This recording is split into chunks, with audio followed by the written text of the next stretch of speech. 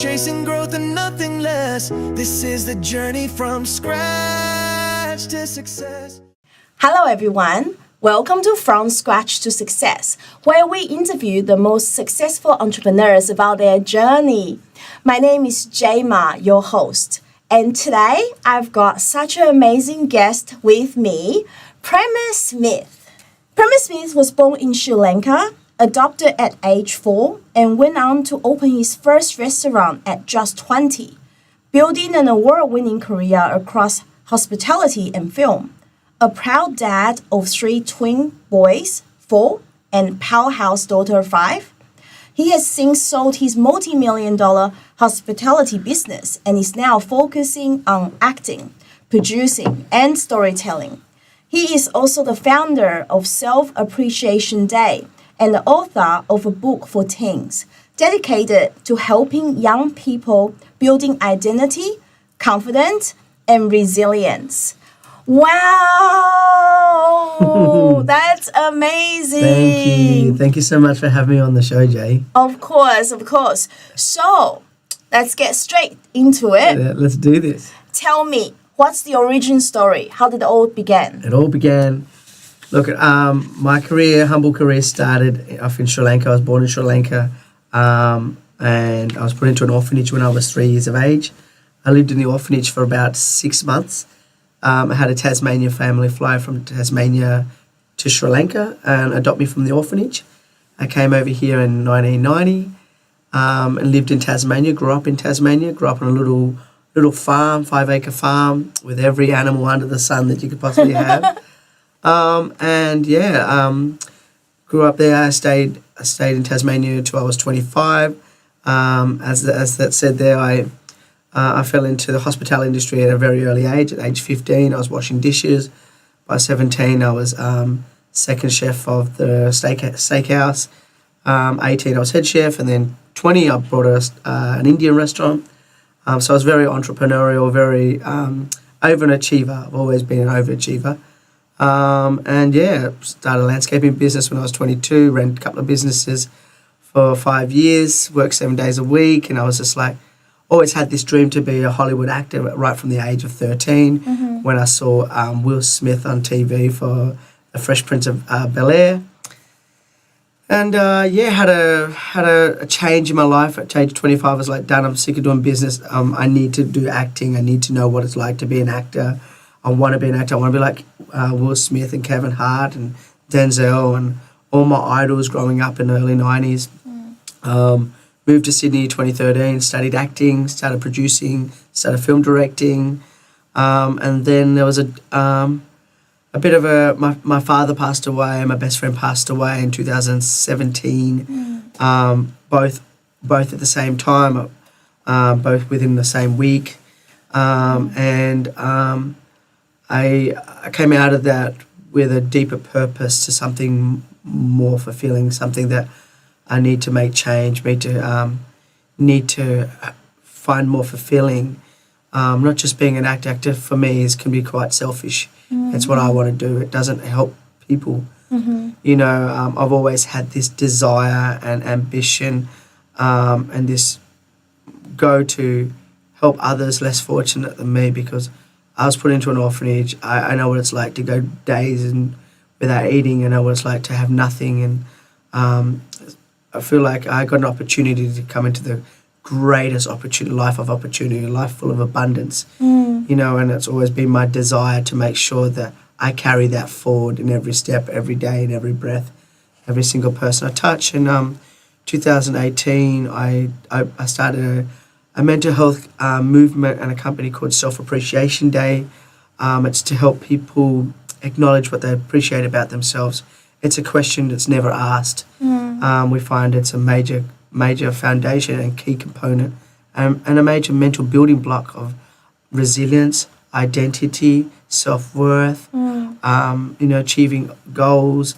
So I started that in 2018 and then met a beautiful young lady in 2019 and fell in love. Yeah. 33, and she fell pregnant, and I was living quite a crazy lifestyle. I wanted to slow down a little bit. So we moved back to Tasmania at the beginning of 2020 to have my daughter. Opened up a steak and seafood restaurant in the same restaurant that I started washing dishes when I was 15. I turned that into a steak and seafood restaurant. We ran that we opened on the 1st of March 2020, had 3 amazing weeks, and then 3 weeks later I had to sack 13 staff and close the restaurant down because Australia went into a COVID lockdown. I had a partner that was 6 months pregnant. I just spent more than $500,000 renovating a very derelict building. Had no income. We didn't qualify for any of the government assistance programs that the government were doing or Centrelink because we just opened. And we went up and I got a partner 6 months pregnant and, come from a completely different country. She's from Lithuania, so she was completely out of her comfort zone. And we had to just hit the ground running. End up working incredibly hard. We got out of COVID. We built a multi-million-dollar restaurant, ran it for 5 years, 30 staff, 7 days a week later. And I still got to pursue my acting career. And then we decided last year that enough's enough. We want to move to Sydney. Want to just put all my hands into my 2 companies. Company number 1, Prema Smith, actor, entrepreneur, and Self-Appreciation Day. And here we are today. Wow. Wow. You know what, Prema, that is so incredible and so amazing. Just hearing your journey from that humble beginning, from being adopted into an orphan, from being in the orphanage and being adopted through your journey, and you still have that motivation, with everything that you've just told me. Wow, it's truly inspiring. What inspired you? What kept you just so inspired and just keep going throughout all these times? Hard times. Hard times. They say hard times make tough men. And that's a true statement. And not just men, human beings. Yeah. I came to Tasmania in 1990 and it was very racist. I was told all the time to go back to where you come from. I was always getting bashed at school. I was very small, skinny and black. A very easy target. I was living in a society that there was very few of my multiculturalism wasn't a thing. I was in a very domestic, violent household, so I would endure a lot of pain at school and then come home and endure a lot of pain, and the thing that got me through every single day was tomorrow has to be better. And tomorrow will be better, and I will not give up on this. And sometimes when you're in a whole world of hardship and pain, it also makes you appreciate the sunlight, the warmth from the sun, the breeze on the back of your neck, the sound of a bird, the smell of a flower. You start to realise, I remember I was about 6 years of age and I just couldn't understand what was going on, why I was here. It's what is this life I'm living, and I realised if I might not be enough for society, I might not be enough for anyone, so I have to be enough for myself. And I think I was about 5, maybe 6 years of age, and I realised I've got to be my own best friend. I love the thoughts that I have in my head. I only want to see good things. I'm on everyone's team to see them succeed. I was like that at a very young age. And I really believe every time there's been a setback, it just gives me more power, more drive to go, cool, I know who I am, I know what I can do, I know what I can be. And I've had a lot of insane amount of no's in my life, and insane amount of that's impossible, the insane amount of, that's unrealistic. And I think when you receive those type of things, you either swallow up and die, or you go, no, I'm going to live this life. I'm going to prove to me that I can achieve it. And I'm very much about, if you have a thought and you go into that daydream, you're already 50% there. The other 50%, you just put action to it. Wow. I am just in awe of everything that you're saying. A lot of times when people face challenges, they sort of they just give up or they just, they stop doing what they're doing. But by the sound of it, that's what kept you motivated and that's what inspired you. I want to say, like, I'm so sorry of the things that you've been through about Australians being racist back at that time. It's a subject that people don't want to talk about, but in fact it's so important because I myself have faced that as well, So how did you overcome that? Like, I know that you talked about a lot of other things that helped you to keep going, but how did you overcome that? For somebody that's watching, that experienced that, how did you overcome that? Firstly, thank you. I appreciate of your appreciation. And how do I overcome the bullying, the not being enough for human beings, society? Firstly, I just become enough for me, And the turning point was I started high school. I was getting bullied a lot in high school. I've just written an amazing book for teenagers. It's an incredible book for teenagers, and it's the first chapter talking about high school was the tipping point for me. Yeah. I was getting bullied by these kids that were a year above me, and I knew that I couldn't fight them physically. I'm not going to win the fight by physicality because I was small and skinny. Now I'm short and fat. No, you're perfect the way you are. Yeah, thank you, yep. And I realised that, I got to a point almost third term of year 7, that the only way I'm going to win is by words, by communication. And there was a process of eliminating from these bullies. I decided to try to take each bully one-on-one, individually, and become friends, get to understand them. It's a beautiful journey. You should read the book. I've got another book coming out for adults. And I realised that I'm not going to give anyone my power. My power belongs to me, and it's a really integral thing to do throughout your life. It doesn't matter what it is, from bullying to being, there's so many different subconscious things human beings do to each other that can make you give up your power and attack and fight and yell and scream. And I think it's really, and I'm teaching my children. I've got a 5-year-old daughter and twin boys that just turned 4. Yeah. And I'm teaching them not to give each other their power. So if you don't have to hit him, yell and scream at him, pull it back, go, hey, you know what? I'm putting space between what just happened, how do I feel about it, what am I going to do about it? It's a huge psychological game that I make sure, but I always say to my daughter, don't give anyone your power. If someone's picking on you at school, you say, hey, I don't accept that. And if you want to stop that, stop it now. But I'm moving myself away, and when you're ready to be a nice person to me, and we're teaching her to use that language, using that sentence, and using that power, that you are powerful on your own, And I don't care for racism today. I don't care for it for me, I'm saying, because it doesn't change. Gamsamnida. Do you know what I just said? No. No. It holds no value to you, do you? Yeah?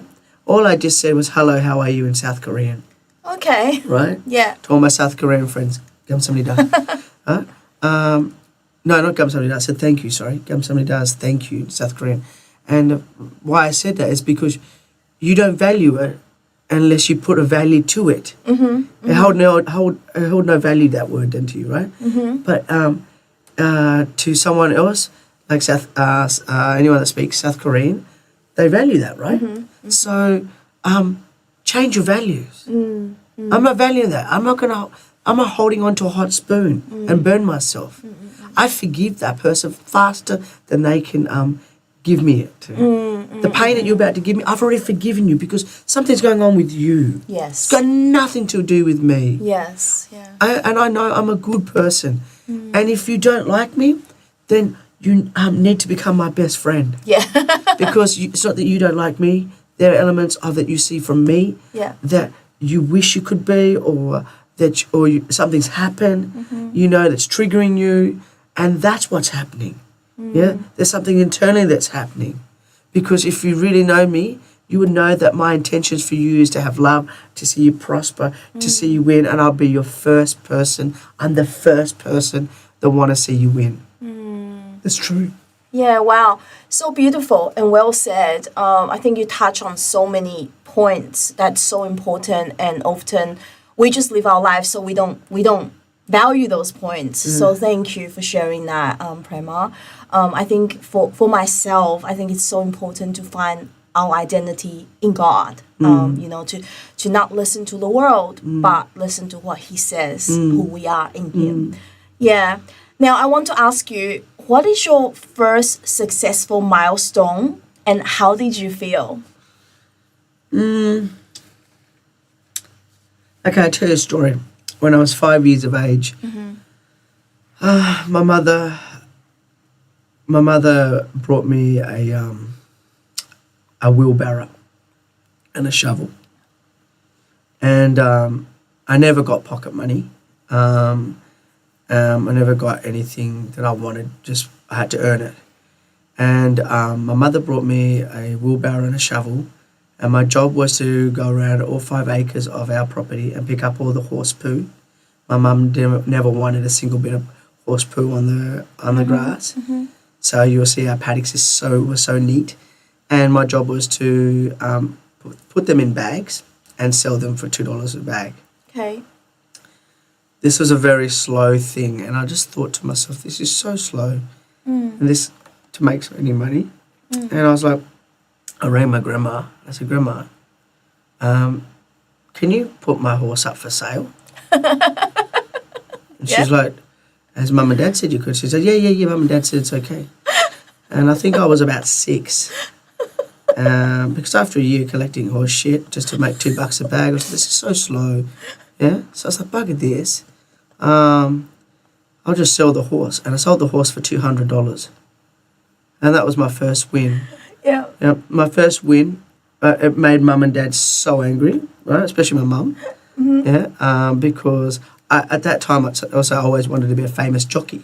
Right? Yes. And I had this dream to race this. It was a Shetland pony. But if anyone knows a Shetland pony, they're kind of like a useless animal. You can't race them.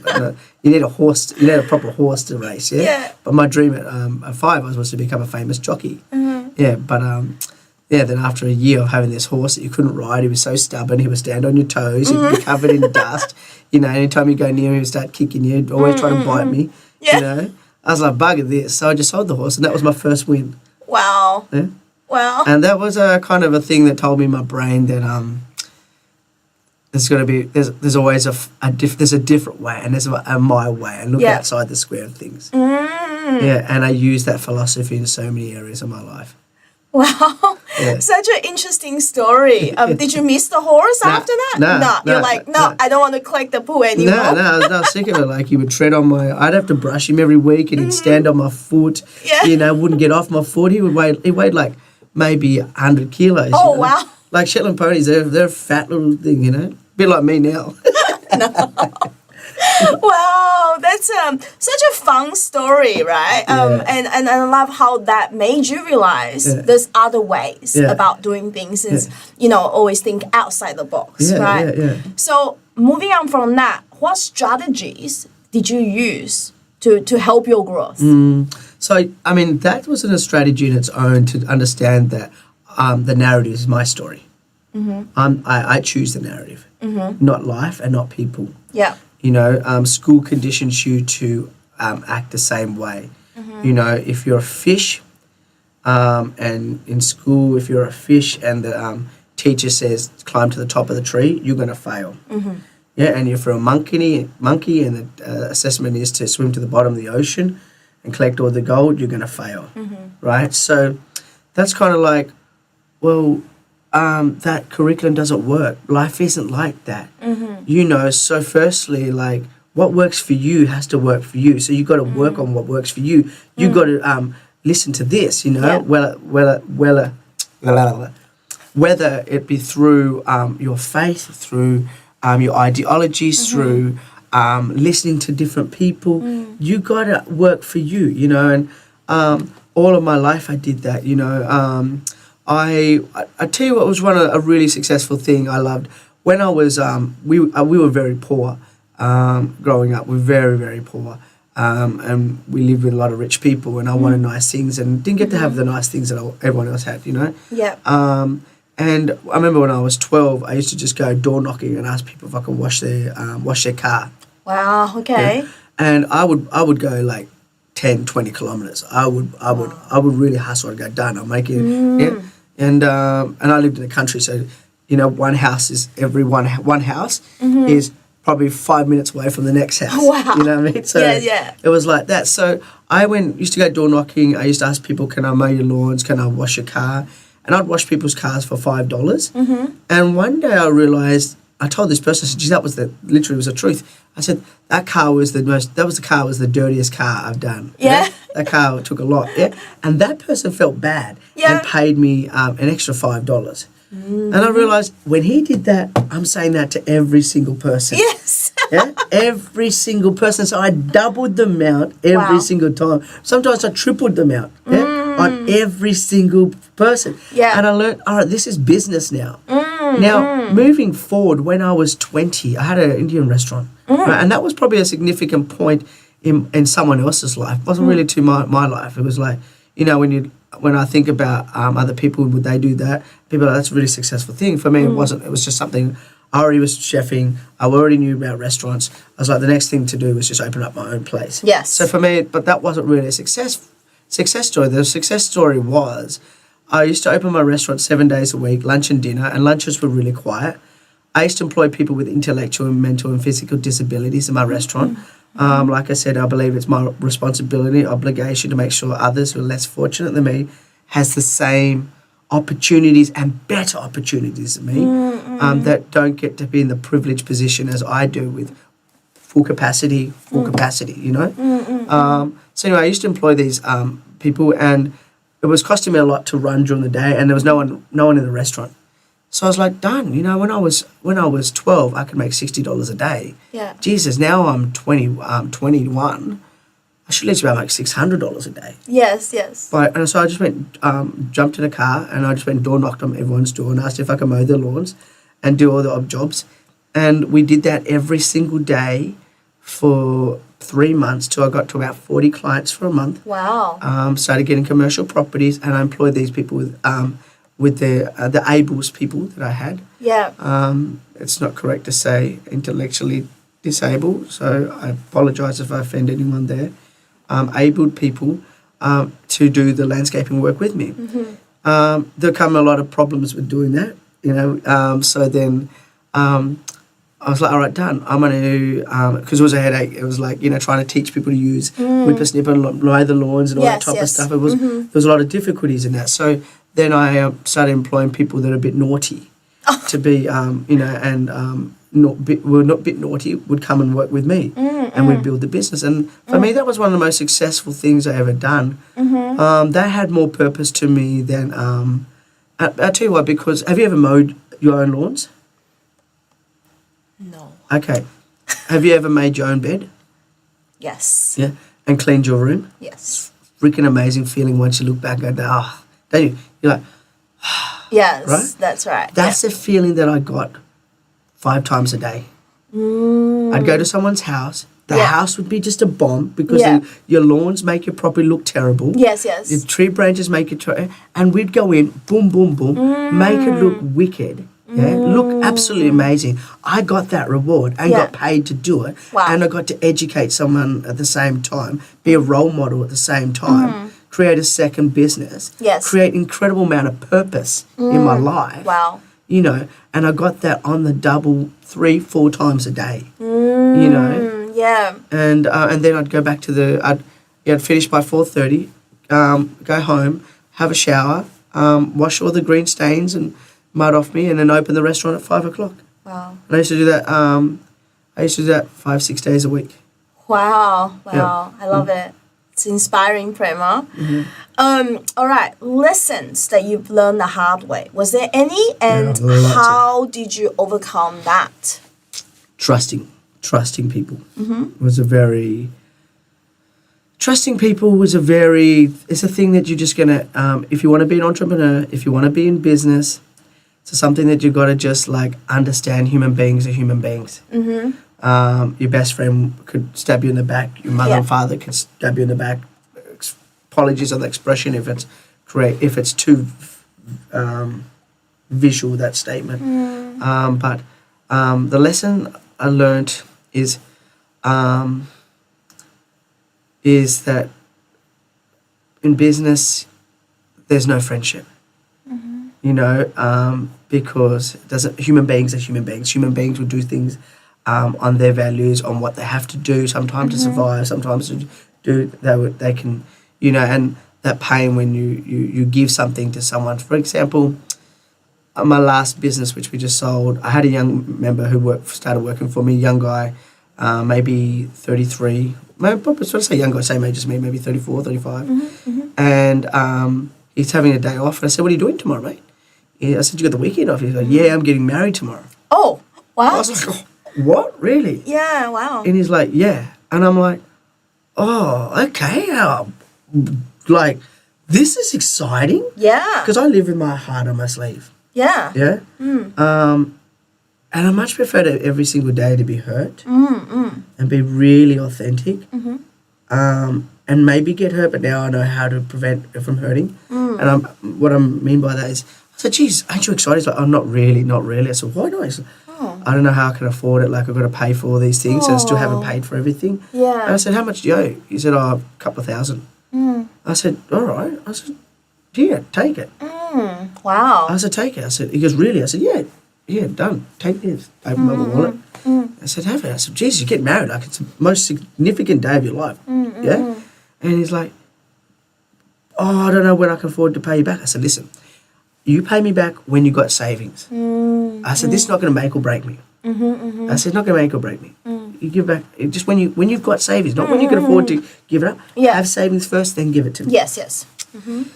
And he worked pretty good for a couple of weeks, really enthusiastic, and then I saw him slowly die down. And I didn't work in my business, I worked at my business. My business was a very big business, you know, had a lot of staff, so it was easier for me to be able to run the operation and have managers look after, and head chefs and executive chefs, etc. Anyway, we had to let this young guy go. He wasn't performing, and I messaged him. I said, "Hey, by any chance, you going to give me that money?" He's like, and he wrote back, "What money? You didn't pay me. You didn't pay me right." And I was like, "Okay." Now you would think that would hurt, but it didn't hurt, you know, because that's just life. You know, when I tell that story, you know, not to, you know, showcase that person, but to just understand that that's life, and human beings are going to be human beings, and you don't trip on what's behind you if you're moving forward. That's right, yeah. Wow. Yeah? And it's better to move forward. Better to move forward than keep replaying that same hurt, that same thing. Because when you remember something that hurts you and you replay it, it actually happens 10 times harder than actually it did in the first time. So now I learned, just move forward. Love, peace and harmony. I want love, peace and harmony. I just want those 3 things. Yeah. And if I have them in my heart, then I'm not going to yell at that guy that's in front of me who cut me off. I'm not going to be, you know, disgruntled if I let that person in and he didn't give me a thank you. Yeah. I'm not going to, you know, snap on my children because they didn't say thank you, or they just took something, you know. Because love, peace and harmony. You know, and I'm not a perfect person. I've got a terrible temper when it gets tempered. You know, I'm a human being, but I have the awareness of it, and I much prefer to keep moving forward. Wow, yes, kind of like let go and just move on, really. Prema, is there any habits or routine that you do that drives your success? Yes. I exercise. Okay. I think it's a very important aspect of where I'm moving in life. Yes. Exercise, you want to look good. Of course, yeah. And when you look good, you feel good. But when you look good, you feel good. But if you look good for the right reasons, you feel good for the right reasons. You know, that concept of, oh, if I get a 6-pack, then everyone's going to find me sexy. It's a shallow concept. Of course, yeah. But if I get a 6-pack, it means I'm stronger, I feel good. you know, if I'm faster, I'm a dad now. I've got 3 children, twin boys. Both weigh 15 kilos each. Oh, wow. You know, both weigh 15 kilos each. Yeah. My daughter weighs about 17 kilos. Sometimes we go for a walk, and they all 3 don't want to walk. Yeah, and I have to carry all 3. Wow. You know, Okay. I'm 68 kilos. Yeah. I'm 5'2". You know, and I've got to carry nearly 50 kilos, and sometimes it's quite a while. You know, and so I'm like, I need to be stronger. Yes. I need to be stronger to be able to hold them, carry them. You know, I don't have the luxury of having a big physique that automatically becomes stronger. Yeah. I have to just be stronger. Yes. You know, so a key habit is making sure I go to the gym a lot. I try to go to the gym at least 3-4 times a week. Okay. At least then I have one thing that I'm disciplined for. Because I'm not disciplined at eating. I'm not disciplined at reading. I'm not disciplined at doing my American accent or learning monologues or doing my vocals before I go into a studio to record a song. I'm not disciplined at any of those things. So I try to make sure at least something I'm disciplined for. Yeah. You know, and also when I go to the gym, it allows me to then go, all right, allows my voice to be better because my lungs and breathing is better. Allows so many areas of my body to be better. Yeah. Because I'm like, when I go to the gym, I go, I'm not going to go to KFC. I'm not going to get drunk. Yeah. You know, you don't go to the gym and go, geez, let's go drinking now. Yeah, Do you know of what I mean? course. Yeah, You that's go to the right. gym and you're like, I want something fresh. I want to do something. You feel more motivated and inspired and empowered. That's right. You Yes. know? Yeah. So I know that thing about me. So I make sure that that's a key component. Doesn't matter where, if I'm traveling around the world. Doesn't matter if I'm, literally doesn't matter. Like that's a key component that needs to be implemented in my days, in my week. Yeah. So important to look after our body, like our health, as well as, you know, our mental health as well, of course. This one's a big one. Can you tell me? Yeah. So, Prema, what does success mean to you?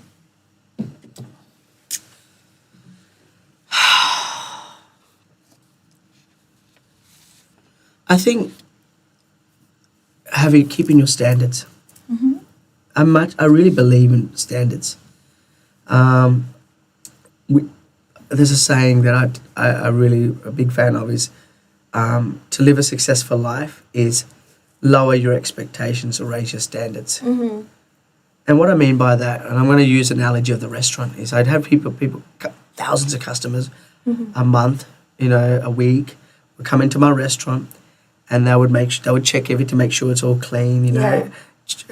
Had this high expectation on my bathrooms, making sure they're clean, and I had a high expectation on myself. But they have a high expectation. But if I go to their house, show me how clean your bathroom is. Show me how clean your kitchen is. Yeah. Show me how your fridge looks. Yeah. Show me how you can cook. Yeah. And I say, I'm sorry, but your expectations are really high, but your standards are really low. And it's one thing I see in society. Yeah. Yeah. So if you want to be successful, having a Lamborghini doesn't make you successful. Being the person that the standards that you implemented in your life to be able to get to that position is what makes you successful. Yeah. And so what I do all the time is I keep raising my standards. I have a standard of how my children should speak. Yes. I have a standard how I dress and how they dress when they go to school. For example, my daughter, I didn't realize last week, her school went from summer uniform to winter uniform. Okay. And I took her to school on Tuesday or Wednesday, I think it was Wednesday, in her summer uniform. And I rocked up and all the kids were wearing winter uniform. And the principal came up to me and he's like, don't worry about it. He's like, this has just got a transitioning period. Yeah. He goes, you know, so, you know, next time let her put her in a winter uniform. And I was like, no, I will not do that. You know, I cancelled my 10 o'clock appointment.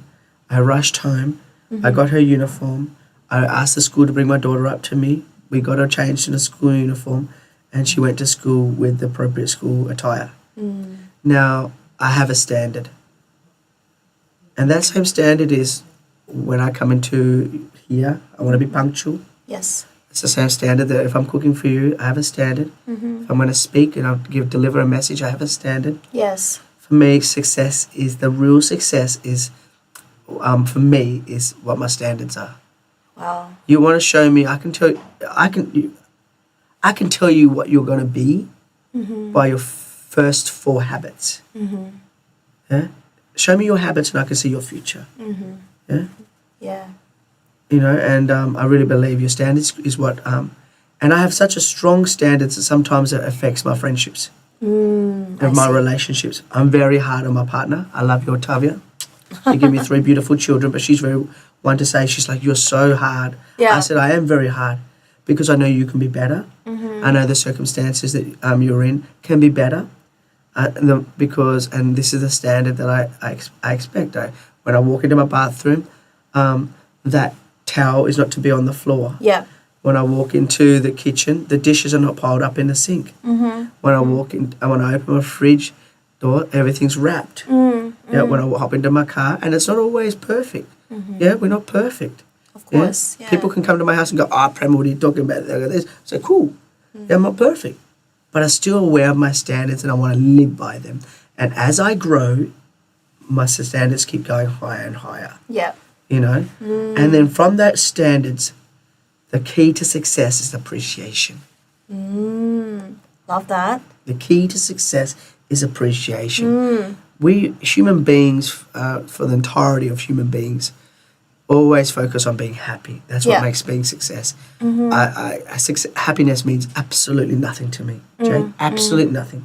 For me, success, the real success is appreciation, because, like, when you appreciate what you have, it fills you with so much reward. And appreciation might be when you're driving and you see how green that tree branch is. Yes. Or that our neighbour's just painted his roof. Yes. Or that really nice car, or that attractive woman that just walked past, or that really nice bike that went past you. If you fill your brain with 1,000 appreciations, which is very easy to do, just to go to work, all the different things, appreciate the way that person looks, or appreciate seeing them smiling, that makes me feel good. Appreciate that I've got fresh running water. Yeah. I can shower every single day, and there's 3 billion people that can't drink the water.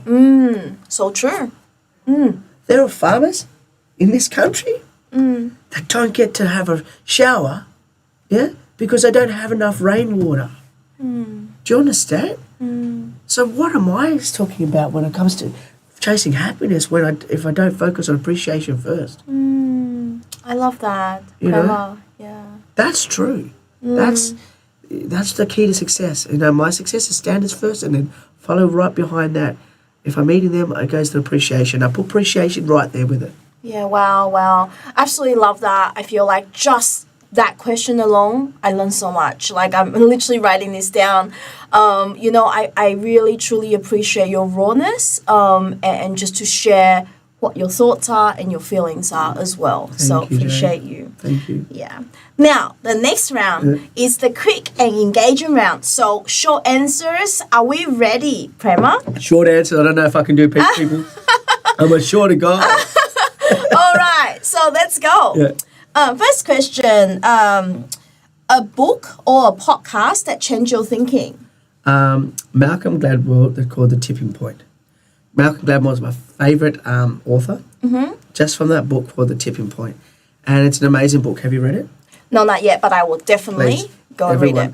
It tells you about social demographics, how things might not happen for you here because something on the other side of the world has to happen first. And there's thousands of times this happens that you might be sitting going, why am I me? Right? For example, I spent 20 years trying to be an actor. You know, and I didn't start becoming a successful actor. Where for me, success being I'm getting paid a lot of money. Yes. Until I was 33, 34. And the reason for being was Black Panther came onto the screen and it changed the way the world put people in front of the TV. Of course, yeah. You know, so when I was 20 years of age, I'm going, why can't I be? Why can't I be? Why can't I be? And I realised after I read that book when I was 33 and I happened to know that the world became something first, then allowed me to be that, you know? I love that. Yeah. Best advice you've ever received? Slow down. Okay. Slow down. Slow down. The fastest way to get somewhere is slowly. Okay. I love that. I love that. What's one thing you wish you've done differently? this will go against every single thing I said. Mm-hmm. But if I had my time again, I would have, from 20 to 30, I would have travelled. I would have went and seen more stars. Mm-hmm. I would have made more friendships all across the world. I would have seen more, because I feel like I spent so long from 20 to 30 to be successful, Mm-hmm. criteria-wise, that I just wish I had lived. Okay. Yeah. Okay. If you were to lose everything tomorrow, what would be your first move?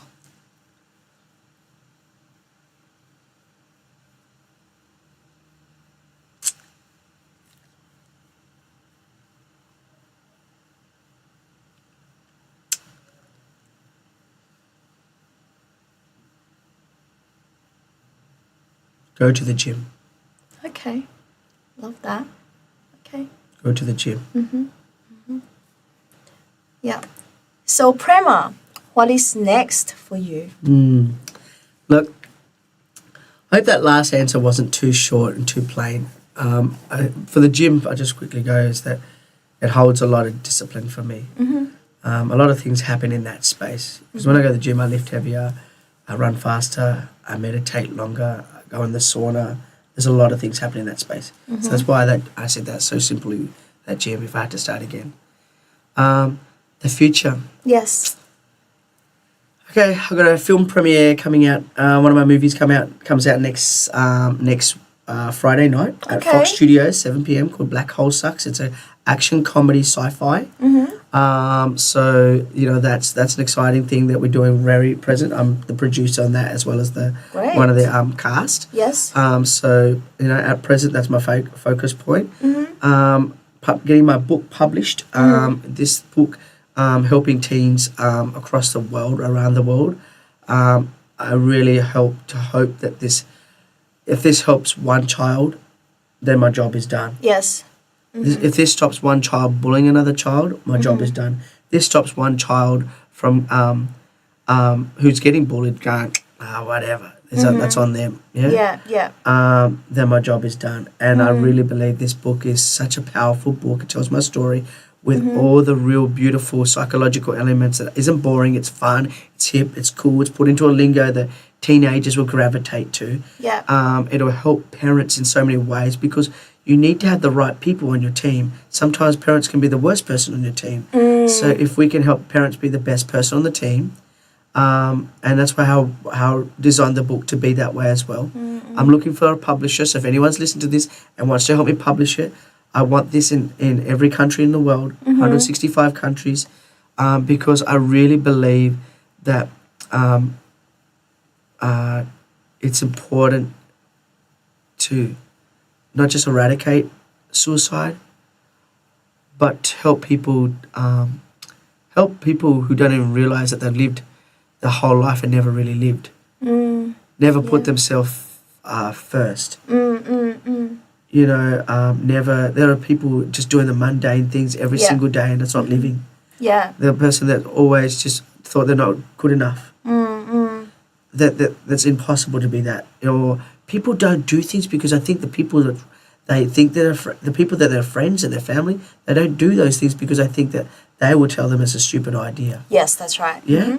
Well, that's a silly idea. And 9 times out of 10, the people that in your closest circle will tell you that's a silly idea. And that's why you don't do it. That's when you don't get to become the best version of yourself. That's right. You Yeah. know? And becoming the best version of yourself is failing. Yeah? And there's no such thing for me as failure. But failing is okay. Because it's a movement. It's keep moving forward. Failing. It's a movement forward. Right? Yes, yes. There's no such thing for me as failure. Failure would be having the dreams or everything, and you just didn't do it. And then you're giving other people advice how to live their life. Yes. Which is 99% of human beings, right? So, that's right. But big things. I've got my Hollywood dreams that I aspire to work with some of the most amazing artists in the world, and that's the path. But right now, present is to really impact people every single day. Through this podcast, through many different aspects. If you bump me on the street, you know, that all those type of ways. Yes, Yeah. yes, wonderful. So, last question. What advice will you give people out there? It's advice. Say, don't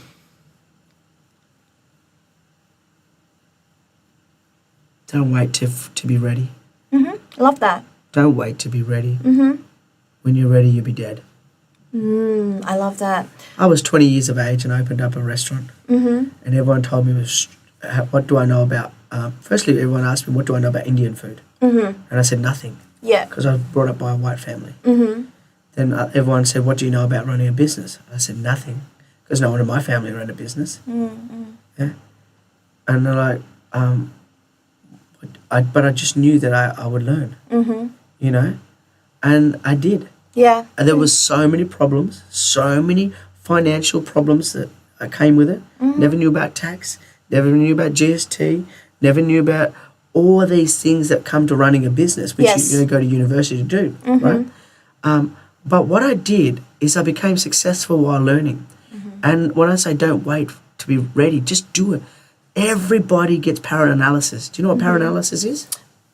Please. Paraanalysis, guys, is when you think of something that you want to do so badly that then it paralyzes you because you're analysing all the things to get it right first before you start. Yeah, you want to become a filmmaker? You got an iPhone. Make the film from your iPhone. That's right. Write a script. Doesn't matter how shit it is. Once you've made it, edit it and everything, you got a film. You already make you're a filmmaker if you made it. That's it. Yeah. Yeah. Do that. You know, you have everything. One of the keys to success for this is focus on your strengths, not your weaknesses, and then use the resources you have. Most of the time, you're limited with your resources, but you've got to use them. Yep. And work out what you're so good at, and then do it. And that's what I'm saying. My advice to you is just do it. Stop thinking about it. You're making 150 problems why you don't do it. Think about 150 successes and what happens when you get it, and live in that and drive that. That's what's going to make you freaking succeed. Yes. That's what's going to make you succeed. Don't be afraid. I failed so many freaking times. I have 3 children. Yeah, and I fail as a dad so many days. I fail as a partner so many days. I fail as a business person so many days. But I get up, I show up, and I'm freaking going to learn again. And I'm the person that says, yes, I'll do it before I know how to do it. I love that. Yeah. I built a freaking website the other day, and I had no idea how to build a website. But I used this thing called Claude and ChatGPT, and it helped me do everything. I went on to Wix and did this, and I built a website for a company, and I charged them $500 to do it. Love that. And I'm not a website developer. I didn't go to school. I directed my first movie when I was in 2017, and I knew nothing about lenses, knew nothing about camera angles. I just said, yes, I'll direct this movie. Yeah. Yeah, because I'm very good at being a project manager and learning at the same time. Yes. Being adaptable is the key to success. Love that. So guys, just do it. Just do it. Just do it. Just do it. All right. Yeah, and run fast and forward fast and fail fast. Yeah, fail until you win. Yeah. Yeah. Lovely. All right. Prema, how does viewers get in contact with you? Guys, I'm everywhere. I'm like Jesus. I'm with you. I'm with you. Yeah, I'm like Jesus because I'm in service. Yeah, the greatest thing I love doing is servicing, being in service to people. So contact me on my Instagram. It's simple. It's Prema Smith, Prema Smith, Smith. You can find me. Type that into Google. You can type that into IMDb. You can type that into YouTube. I'm everywhere. Right. You can have my phone number 0438076737. Yeah. And why I give that phone number to you is because I have a choice if I answer it or not. There's no privacy aspect to that. I have the choice. I have the power. People are like, why would you give your phone number up like that? You got a family to protect. You got all this, and you got to keep this thing. Why? I still can. I don't answer it. I get to choose. Yeah. But if you want to reach out, you want me on your podcast, you want some advice, hit me up. I'm everywhere. And like I said, when I use the reference, I'm like, Jesus, I love Jesus. I'm not religious. I don't follow religion. I follow human beings. Yeah? And I'm going to follow you all the way till you win. Thank you so much for listening to me today. Thank you so much for having me today. Yeah, so thank you so much, Prema, for your time. Truly a blessing. Honestly, you've inspired me so much, and I look forward to continue together working with you. And very blessed to have you in my life. Thank you. Thank you so much. Thank you. Thank you, Prema. Thank you so much. Thank you. So, guys, I hope you feel inspired. I felt so inspired. I hope you enjoyed this episode with Prema. Until next time, God bless you, and I will see you soon.